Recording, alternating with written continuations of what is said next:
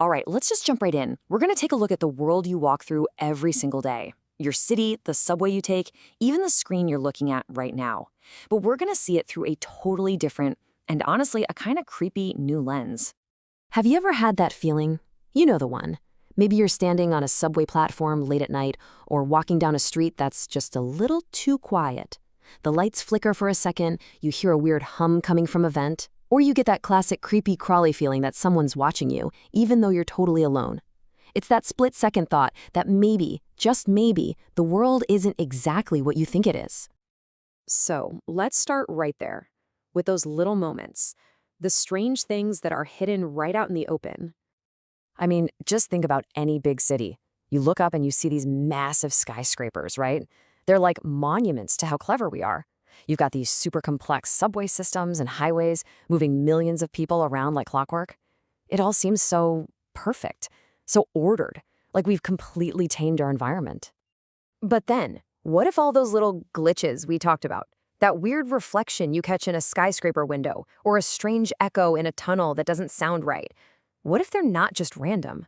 What if they're little cracks in that perfect facade, tiny glimpses of something else, something ancient and massive and, let's be honest, terrifying. That's always been there, just under the surface. So, okay, what is this something else we're talking about?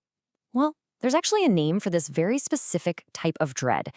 It's the kind you get when you start paying a little too much attention to the world.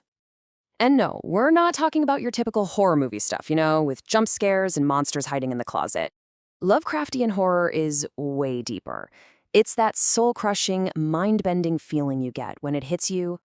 We are just a tiny, insignificant speck in this unbelievably huge, ancient universe. A universe that frankly doesn't even know we're here, and it certainly doesn't care. And that leads to a really chilling idea, doesn't it? What if all our progress, building these massive cities, digging deep into the earth, connecting the whole planet, what if we aren't actually mastering the world at all? What if we're just poking at things we have no business poking? Disturbing ancient, powerful forces that were perfectly happy being left alone for millions of years. Okay, so where can you actually see this cosmic dread? Well, it turns out it's baked right into the design of the modern world itself. Just think about the sheer scale of it all.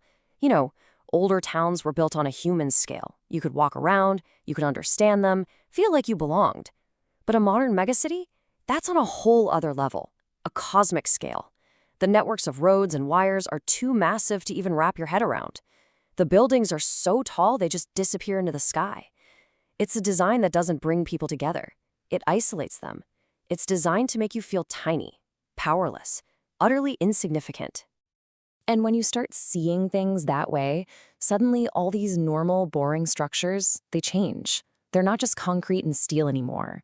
That huge, humming data center out in the middle of nowhere, it's like a temple to some invisible god. Those deep, dark subway tunnels, they're not just for trains. They feel more like the veins of some giant sleeping creature. Even a creepy, forgotten alleyway can start to feel like a doorway to somewhere else.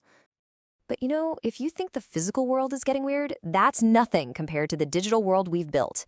That's where things get really abstract, unbelievably vast, and almost completely impossible to understand. Get this. Every single day, we create 2.5 quintillion bytes of data. A quintillion, that's a 2 and a 5 with 17 zeros after it.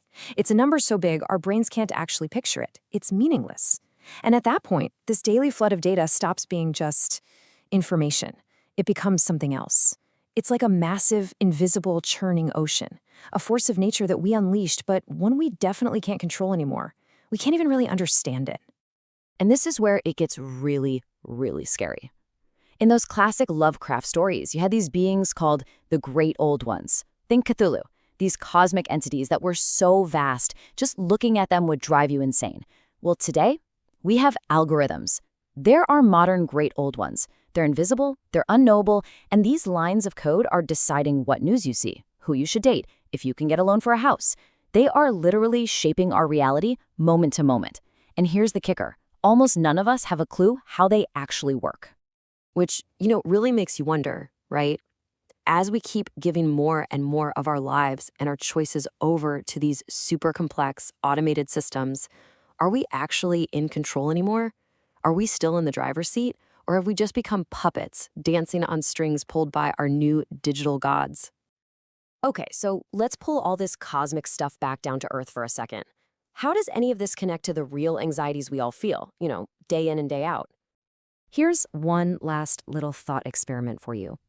All the huge, overwhelming problems we're facing, the way the global economy swings wildly out of control, the scary speed of environmental change, that feeling of anxiety that seems to be everywhere now, what if those aren't just our fault? What if they're not just human mistakes? What if they're symptoms, like the tremors and shivers of a planet that's being affected by those massive cosmic forces we've been talking about? Look, the whole point of this isn't to scare you into hiding under your bed. It's to make you look, to make you see. So the next time you get that weird feeling, that little flicker of something's not right here, don't just brush it off. Lean into it. Look closer.